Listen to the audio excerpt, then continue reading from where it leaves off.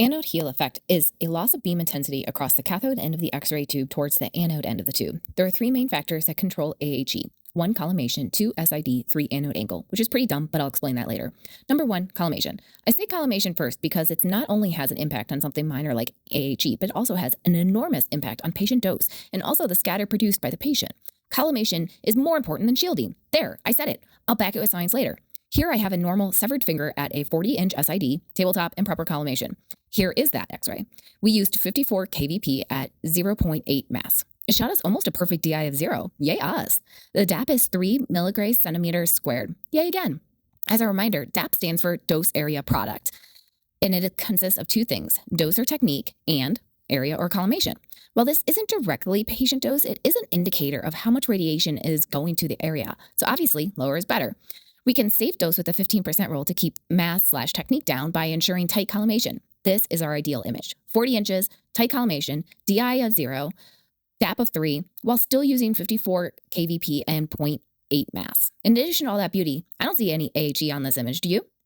Next, we take an image with no open decreased collimation. Basically, a wide open field of view has no collimation. Ugh, this is going to be horrible. 1 for patient dose, but 2 for loss of contrast, and 3 for increased anode heel effect visibility. Side note, with no collimation, think about a flashlight, we're going to be exposing more of the IR to X-ray. Therefore, in addition to the points I just made above, if you think plus minus charts, open collimation means that more X-rays are hitting the plate, so IR exposure is going to go up. Here's our image with no collimation. Note how much it sucks, and how obvious the anode heel effect is. But oh my god, we got to talk about this DAP. In this 0 collimation image, without changing technique and still shooting the same 54 kVp and 0.8 mass, we don't shoot another 0 because, think of the flashlight, more of the plate is going to be exposed. Therefore, IR exposure, which is the EI/DI, goes up. Sad face. We lost our 0 DI. But the first thing we need to talk about is how much that DAP went up with that exact same technique. We went from 3 to 51 milligray centimeters squared by just opening collimation. Yoicks! So the open collimation, IR, goes up when the DI goes to 1.7 despite using the same technique. The dose goes from 3 to 51. Not collimating will create more scatter, so less contrast, and AHE is super visible on this image. Note how dark that cathode end marked with a C is and how much lighter the anode end marked with the A is. This is where we get the saying fat cat from. We want to put the thickest, fattest part of the patient under the cathode end of the X-ray tube, since that's where the beam is strongest and more likely to adequately penetrate the part.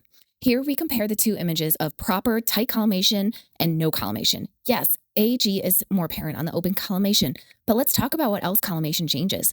Very important plus minus X-ray lesson. 0 collimation is bad because 1, it increases patient dose, bad. 2, it increases scatter, which also increases more grays, therefore decreases contrast, again, bad. 3, it increases AHE. Not the end of the world, but whatever, it is visible. And 4, open field of view means more IR exposure to the plate and patient. So EI/DI is going to go up with that higher patient dose. I'm telling y'all, collimation is where it's at. Not collimating is the worst. Be better.